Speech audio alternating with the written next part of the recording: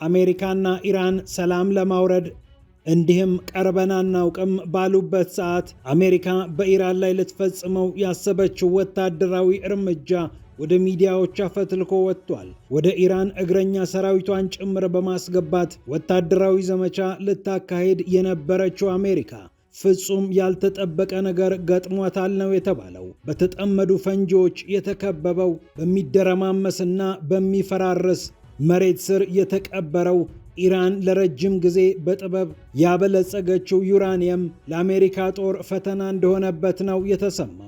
አሜሪካና ኢራን ሆርሙዝ ወደ መደበኛ የነዳጅ መርከቦች ሰልፍ እንዲመለስ ሊያደርጉ ነው እየተባለም ይገኛል።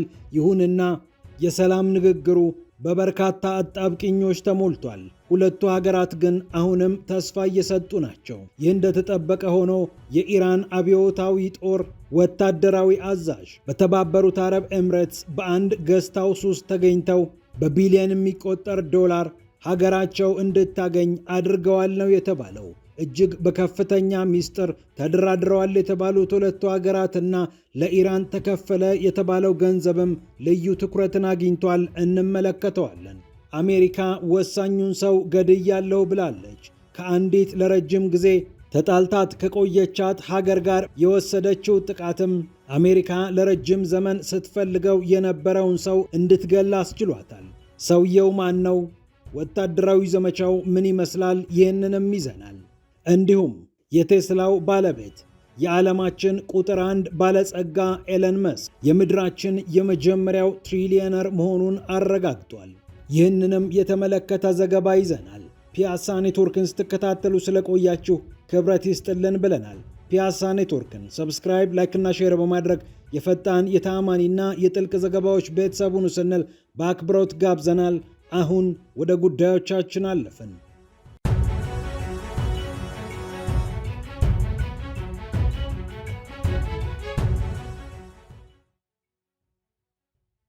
የኢራኑ የውጭ ጉዳይ ሚኒስትር ሳይድ አባስ አራግቺ አሜሪካና ኢራን እንዳሁኑ ለሰላም ስምምነት ቅርብ ሆነው አያውቁም ማለታቸውን ተከትሎ በመላው ዓለም ተስፋው ከፍ ብሏል። ይሁንና ዝርዝሩ ጉዳይ እያጣላቸው እንደሚገኝ አሁንም እየተጠቀሰ ይገኛል። ኢራን መገናኛ ብዙሃን የሰላም ንግግሩን ሂደት በተመለከተ መረጃ እንዲደርሳቸው እያደረገች ነው። ያልተነጋገርንባቸውን ነገሮች፣ ቃል ያልገባናቸውን ነገሮች ተደርጎልኛል፣ ሊደረግልኝ ነው ማለቷ አስከፍቶኛል ስትል አሜሪካ ክስ አቅርባለች። ለሀገራቸው የቴሌቪዥን ጣቢያ አስተያየት የሰጡት አባስ አራግቺ አሜሪካ በሆርሙዝ ዙሪያ የኢራን መርከቦች እንዲንቀሳቀሱ እንደምታደርግና ይህ ከስምምነቱ የሚተርፍ አንድ ነገር ነው ሲሉ ተናግረዋል። የኒኩሌር ጉዳይን በተመለከተ በዝርዝር 60 ቀናት በሚሆኑት በቀጣዮቹ ጊዜያት በሚመጡት የተኩስ አቁም ስምምነቱ ጊዜያት ሁለቱ ሀገራት ዝርዝሩን ሊነጋገሩ፣ አሁን ላይ ግን ተኩስ ለማቆምና ጦርነቱን ሙሉ ለሙሉ ለመቋጨት እየተስማሙ እንደሚገኙ ዘገባዎች ጠቁመዋል። ይሁንና ከስምምነቱ በኋላ ገንዘብ እንዲለቀቅላት የፈለገችው ኢራን በአሜሪካ በኩል ሐሳቧ ተቀባይነት እንዳላገኘ ቢነገርም ወደ ውጭ የምትልካቸው የነዳጅ ምርቶች ላይ ግን ተጥለውባት የነበሩ ማዕቀቦች ላላ እንደሚሉላት እየተገለጸ ነው። 14 ነጥቦች አሉት የተባለው ይህ የሰላም ንግግር አንዳንድ ጉዳዮቹ በኢራን ሚዲያዎች አማካኝነት መውጣታቸው አሜሪካን አበሳጭቷታል። የመግባቢያ ስምምነቱ ከሞላ ጎደል በሁለቱ ሀገራት ስምምነት የተደረሰበት ቢሆንም ምናልባት የፊርማ ስነ ስርዓት ከመፈረሙ በፊት ግን ሁለቱ ሀገራት የመጨረሻውን ነገር ሊያሳውቁ ይችላሉ እየተባለ ይገኛል። ሲኤንኤን አሜሪካ በኢራን የተቀመጠውን የበለጸገውን ኒኩሌር በእጇ ለማስገባት ወታደራዊ ዘመቻ ስታቀድ እንደነበር ሰምቻለሁ ብሏል። ይሁንና አንድ ትልቅ መሰናክል አሜሪካን ገጠማት። ኢራን ያበለጸገችውን ወደ ግማሽ ቶን የሚመዝነውን ዩራኒየሟን እጅግ ከፍተኛ በሆነ ጥበቃ ውስጥ አቆይተዋለች።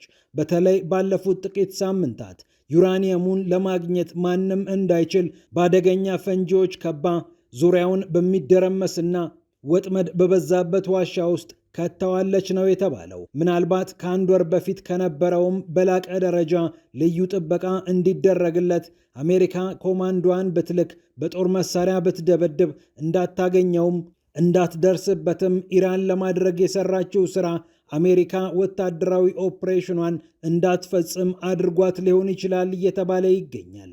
የአሜሪካው ፕሬዝዳንት ዶናልድ ትራምፕ የኢራንን ዩራኒየም ማግኘት የምንችልበት መንገድ ካለ ልናገኘው እንችላለን ብለው ከዚህ በፊት በአደባባይ አስተያየት ሰጥተው እንደነበረም ዘገባው ያስታውሳል።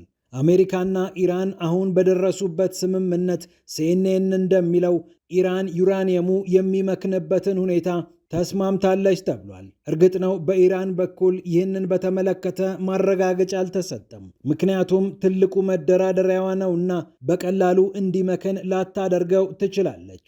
ሆኖም የምታገኘውን ከአሜሪካ የሚሰጣትን መሰረት አድርጋ እሺ ልትል እንደምትችልም የሚጠረጥሩ አሉ።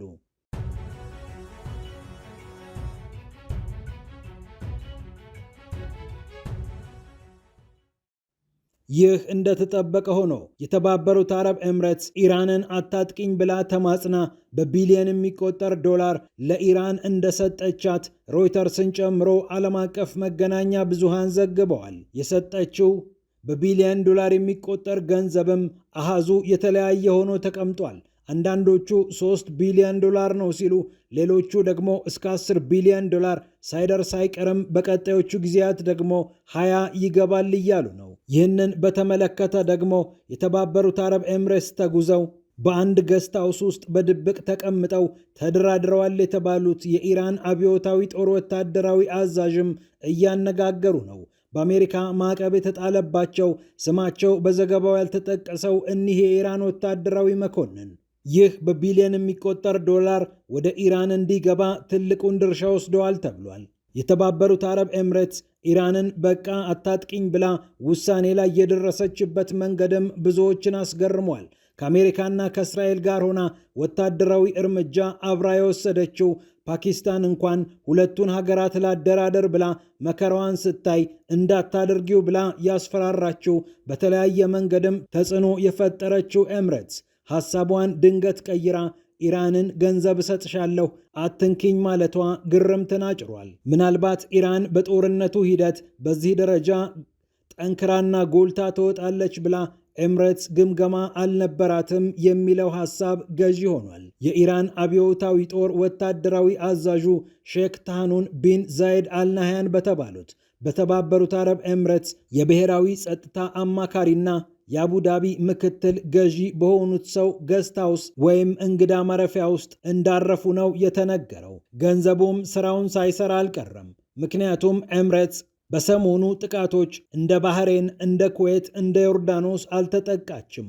ኢራን እነዚህን ሀገራት መርጣ መታ ኤምሬትስን የተወችበት መንገድ ከገንዘቡ ጋር ግንኙነት ይኖረው ይሆን የሚል ጥያቄም አስነስቷል። ከእስራኤል ጋር ወታደራዊ ግንኙነቷን አጠንክራ አይረንዶም የአየር መከላከያ ስርዓትን ተረክባ የጦር መሳሪያ በጋራና ምርት ብላ ተፈራርማ ከዋሽንግተንና ከእስራኤል ጋር አድራለች የተባለችው ኤምሬትስ ምንጊዜም ብልጠት አያጣትምና ኢራንን ገንዘብ ብሰጥሽና ባትነክኝስ ምን ይመስልሻል ብላ የቴህራንን ልብ እንዳማለለች ተነግሯል። የማይገመቱ የውጭ ጉዳይ ፖሊሲ አካሄዶችን በመጓዝ የምትታወቀው የቢን ዛይዷ ኤምሬትስ ዓለምን ማስገረሟን ቀጥላበታለች። በሌላ በኩል አሜሪካ ዋናውን ሰው ገድያለው ብላለች። የእጽ አሸባሪ ብላ ስም ከለጠፈችባቸው ሰዎች መካከል አንደኛው ነው አሜሪካ ገደልኩ ያለችው። ፔንታገን ደግሞ ከቬንዙዌላ ባለስልጣናት ጋር በመተባበር እርምጃውን እንደወሰደ አረጋግጧል። ትሬንዴ አራጓ የተባለውን የእጽ አዘዋዋሪ ቡድን ይመራል የተባለው ግለሰብ ሄክቶር ሩስተንፎርድ ጉሬሮ ፍሎሬስ ይባላል። ብዙዎች ኒኖ ጉሬሮ ይሉታል። ከቬንዙዌላ ባለስልጣናት ጋር በመተባበር በተፈጸመ የአየር ጥቃት ተገድሏል የተባለው ይህ ሰው ለረጅም ጊዜ ሲፈለግ እንደነበር የመከላከያ ሚኒስትሩ ፒት ሄግሴት አረጋግጠዋል። የአሜሪካ ጦር የደቡብ እዝ አዛዥ የሆኑት ጀነራል ፍራንሲስ ዶኖቫን በበኩላቸው በአሜሪካ ሽብርና ጥፋት ይኖር ዘንድ ብዙ ሲሰራ የነበረን ሰው ነው የገደል ነው ሲሉም አክለውበታል። 2018 እንደ አውሮፓውያን አቆጣጠር ላይ 17 ዓመት ተፈርዶበት እጽ አዘዋውረሃል፣ ገድለሃል፣ ማንነት ሰርቀሃል ተብሎ በርካታ ክሶች ቀርበውበት በእስር ላይ በነበረበት ሰዓት በ2023 ከቬንዙዌላ እስር ቤት አምልጦ ተደብቆ ይኖር የነበረው ኒኖ ጉሬሮ አሁን በአሜሪካ የአየር ጥቃት ተገድሏል ነው የተባለው። ኒኮላስ ማዱሮን በእጇ ካስገባች በኋላ አሜሪካ በቬንዙዌላ አዛዥና ናዛዥ እየሆነች ትገኛለች።